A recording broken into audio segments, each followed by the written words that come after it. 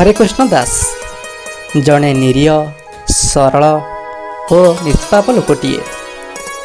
परिवार कहले बुढ़ी माटीए, चारोटी झील, गोटे पुओ और स्त्रीटीए। प्रतिदिन हरेकृष्ण बाबू प्रति हाट पाड़ी बाड़ी बगीचार जा पड़ी थाए से नहीं बिकी बाकी घर चलाती। दिनकर कथा फसल भारी भल होता है। हाट को नहीं परिवाटी गले। हाटरे परिया बिकु था। हठात जड़े ग्राहक आसी कहले मते परिवा दियंतु। हरेकृष्ण बाबू ताको परिवा देले एवं तांकटार 100 टंकाटी आइले। हरेकृष्ण बाबू 50 टंकाटी रखी था एवं 50 टंकाटी फेरई था। किंतु बाउलारे हरेकृष्ण बाबू तांको सेई 100 टंकाटी पुणी आउ थे बाउलारे देदेले। किंतु से लोकटी आउ किछि न कही 100 टंकाटी पकेटरे पुरई पलई गला।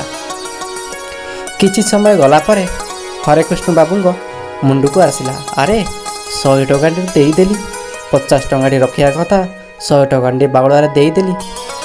से मन कथाटी मन रखी हाट सारा चारिआडे बुलिले। काले से लोकटी पाइबे तांकठारु 50 टंकाटी मागी आनिबे। किंतु से लोकटी को पाइले नहीं।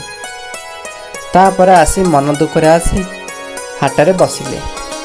तांको पाखरे बसुथिबा आउ जणे हाट भाईटी पचारला, अरे हाटुआ भाई काई मन दुख करी बसिचु? हरेकृष्ण बाबू कहले, अरे भाई जणे परिवार लोन नेला 50 टंकाटी देई थांता, 100 टंकाटी देला, मु बाउलारे ताकू सेई 100 टंकाटी फेरई दिली। किंतु मते आउ न देई से 100 टंकाटी पड़ेला।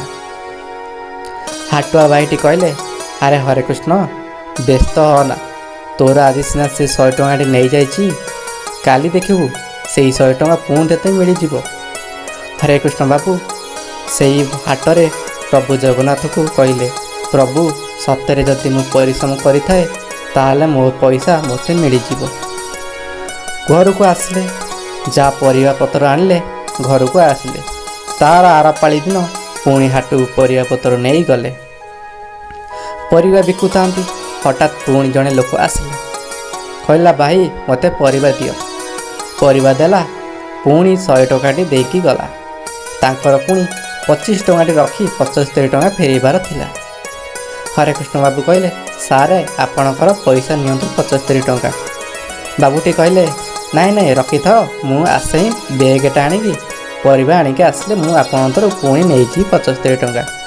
हरेकृष्ण बाबू कहले, हाँ जातु आसतु परिवा करी हाट नहीं जीवे। हरेकृष्ण बाबू हाट परिया पतर सब बिकी साइला। किंतु बसी काले से लोकटा आसो ता पैसाटा मु फेरईकी जीवी।